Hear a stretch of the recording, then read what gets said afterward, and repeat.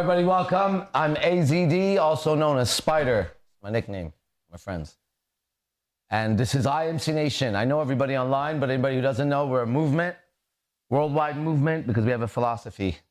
And today I'm going to do something that I always tell my staff to do when they try to sell, in quotes, this thing. And they fail miserably. My staff fails miserably. If anybody wants a job and you can beat them, I fire them, okay? Anybody want a job selling this stuff to people? Hiring, AZD's hiring. May the best man win. But something I tell them, I'm going to tell you. I say, just tell them about your experience. That should be enough. And it sounds like I tell you my experience, but I don't tell you my experience. I tell you little fractions here and there, and I align it with your experience, because that's what a good speaker does. But today, in the spirit of the day before Christmas and all that other stuff, and I'm just inspired to tell you a little bit about me. What's it like to be me? Let's see. The only thing I ask is that you realize I'm not going to lie at all. But I can't prove that to you. But you just need to know I'm not lying. Okay, let me tell you some things about me. I don't sleep the way you sleep. I sleep consciously, consistently. That doesn't mean I do lucid dreaming. I can't control my dreams, right? I can't control my dreams. But the same way that you're aware right now, right? Most of the night, I'm aware like this. Not 100% of the night, but it will get there because I see the progression, what's happening, right? So while you're going to sleep for the last 3 nights, while my own students, we go in field and they practice, right? While they're sleeping, I'm continuing my own practice consciously while my body is laying down, unbound by the physical limitations of myself and others. I move through the ether. And I have teachers. So the second thing I want to tell you, come on in. The second thing I want to tell you about me is that I experience higher level beings, entities. I don't know if they're angels. I don't know if they're demons. It doesn't matter. Those are labels. They're higher level beings. Sometimes I think they're a figment of my imagination, but that is saying a lot. It's not saying a little bit. You know, so whatever it is, whoever they are, I experience consistently being in contact 24 hours a day, just like you would be able to call somebody up. I get calls from higher dimensions, and I make calls to higher dimensions. That's what it's like to be me. Also, I walk around as a man with the total confidence that I could have any woman I want if I speak to her. I do need 5 minutes to talk to her, though. If I could sit down and talk to her, even if she was told, he is going to try to make you fall in love with him, I'm going to give you $1 million, don't fall in love with him. I know for a fact that I would be able to make her fall in love with me. Now, I know how much that's worth, because every man wishes they had that, and every woman wishes they had that. And again, it comes down to, am I telling the truth or am I lying? That's my experience. You do what you will do with it. I also experience having a physical body at 48 years old that I wouldn't trade for any of these guys around me ever. I feel more aesthetic than every man around me, better looking than any man around me, sexier than any man around me, and there's no man that can measure up to my tiny little pinky when I walk around, no matter who they are. That's my experience. That's what it feels like to be me. So let's say last night we go to a strip club or in Las Vegas. If you walked in with just a fraction of what I said, you would have a lot of confidence. It would be showing. That's true. And saying that about my body, I just saw somebody come on right now. Here is the secret part. I don't go to the gym. Ever. At all. I don't go 1 day a week. I don't go in the middle of the night. I don't go to the gym. Here's another one. I don't do 1 push-up. The body that you see, if I take off my shirt, if I put it on Instagram, I don't do a push-up. I stopped doing push-ups about 2 months ago. Next. I don't watch what I eat, as in how many calories I put in, how much sugar it has, how much fat it has. I think that you saying that, you're weak. That's what I think. Because I don't do that. I also barely sleep. Meaning, I go to bed around 2:30 every single night, sometimes 3:30, sometimes 4. And I get up without fail at 7, most of the time 6:30. And this is consistently for the last 5-6 years. Sometimes I get an hour of sleep. I have not recovered I haven't slept in yet. No. No. So you need to understand that's what happens here. I have that much energy. So when I listen to trainers speak about shit, when I hear people talk about diets and stuff, I don't believe it because I'm living proof that they're wrong. I'm 100% proof that you actually don't have to go to the gym. Now you go, well, you don't look that great. I do actually. When you turn 48 years old, we will compare. Until then, I look better than you. 100%. 100%.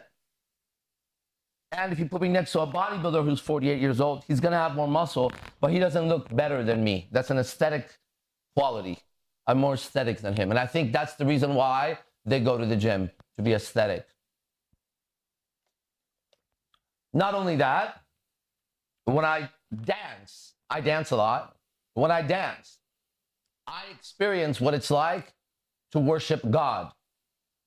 I experience what it's like to freely express myself without any worry on what you, him, her, or it may think. I can hit a certain level in my dance very quickly that actually it won't matter anymore. So if a giant tsunami comes to eat me or a missile is about to hit me, if you ever see me just kind of bobbing and weaving, trust me, it hasn't hit me and it will never hit me. It's done. This is what I get to experience. I also, when people speak, I can see through the way they speak exactly what's going on inside of them at levels they don't know. And that's why I'm good at what I do, and that's why I can do what I can do. That's what it's like to be me. When I walk around, I don't measure any man worth my respect yet. Not one yet. The ones that I do respect, I respect God in them. I don't respect them yet. There's a difference. I have yet to see a man work it out where I can respect him properly. I can respect their skill, and I do. I can respect many things about them. But I'm looking for the character to respect, and I'm looking the way Diogenes was looking with a lantern in the daytime. Where is a character that can stand in front of me and have a conversation that I can respect? Not one man has earned that yet, including my own teachers. They earn my respect in their profession, their hard work, their friendship, but not in the one quality I'm looking for that I have. I'm also walking around very aware that everything that I say and everything that I do is real to me, and it could be real to nobody else. I'm totally aware of that. That's why I don't go around knocking on doors trying to make you into a Jehovah's Witness, because I know I get people. That's another one. I get people. I understand people. I know how they think better than they know how to think. I also know how to treat children, and I've yet to see someone treat children properly according to my standards. I also walk around and think that when people treat animals anything more than an animal, I believe deep inside that there's something psychologically extremely wrong with them, actually, as human beings. Because if I ended up on a planet, that's how I always do it. If I end up on a planet and I saw the inhabitants who clean themselves like we do, wash themselves, they're aware of their breath, their underarms, how much hair is between their legs, all of that, and then they decide to share a bed or food or any kind of an affection any more than that's an animal, and I'm a human. When I see that, I would think that that one human has something very wrong with them. And I know I'm rare in thinking that. I'm rare in thinking everything I think. So those are my judgments. I also think that every single woman is capable of leaving her man, no matter what she says, no matter what the circumstances, no matter what the situation. I don't believe that a woman has inside of her what a man has inside of her, which is what we call loyalty. I don't believe the woman to be loyal in any way, shape, or form, because I know for sure I could come up with certain circumstances that would break her loyalty, no matter what. On the other side, I know one thing for sure, my loyalty will not break.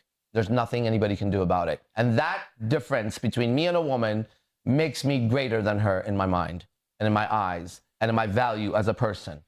because she's only available until she's not. Or should I give my word I'm available until never, no, forever. So these are just little pieces of how I feel. I wish you had a lie detector test. You would at least know that I'm convinced of what I say. I'm not lying to me. Now you have to take it. I also know that sooner or later, at some point, we all die. I've faced it. So I don't have the same anxiety other people may have. Not knowing they have an anxiety about it. There's a difference. You don't even know you have anxiety about death because you don't look at it. That's how anxious you are. You can't walk into a room with the smell of weed because you've been sober for 25 fucking years and you can't smell weed. You're pathetic. I don't want sober. That's not being sober.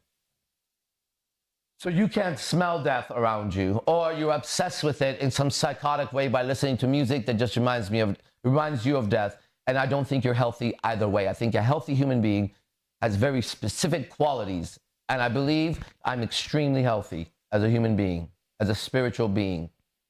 For this reason, I believe I could have any woman I want because she's attracted to true survival value. Survival value.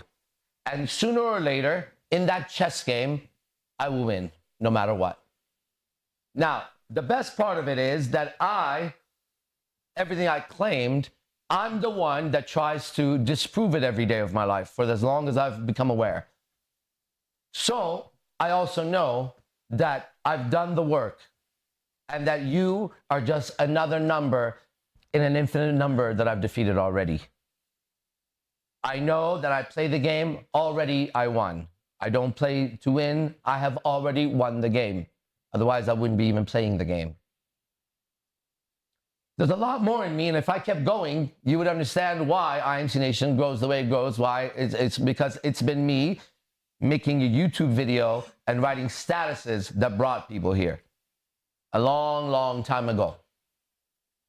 I believe you should keep your friends close, but your enemies closer. I do believe in that, and I do live by that. You should know that.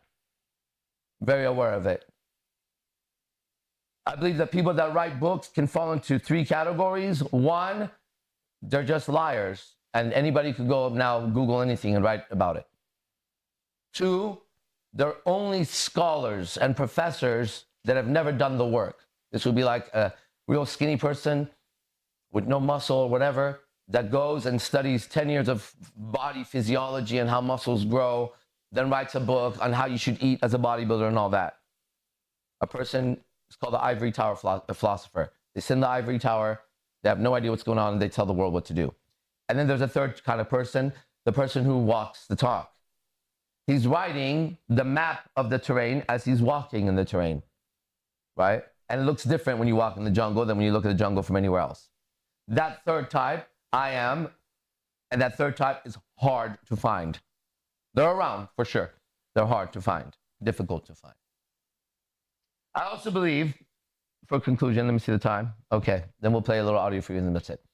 I also believe that should you have heard every word I said, because you were here, you're going to be damned, like damned to a very bad existence should you do anything besides do everything you can to learn what I'm teaching you after you heard these words. I want you to know that.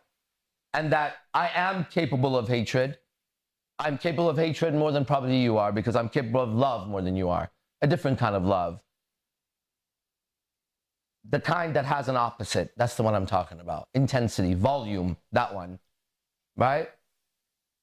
And so I have a hatred, a true hatred from the depth of my soul for any person, especially any man, who hears this shit and doesn't commit themselves to it. If I could truly, truly wish hell upon you for eternity, it would be my pleasure on my mother and father's life to wish you damnation. So you should know that about me before you come anywhere near me with that half-assed bullshit that you do. Okay? I can't stand you. I despise you from the depth of my gut. And any woman who's ever known me, who didn't get with me, I feel the same about you. I wish eternal damnation on all of you. That's actually the end of my lecture. IMC Nation, be the best and fuck the rest. See you guys. Oh, it's...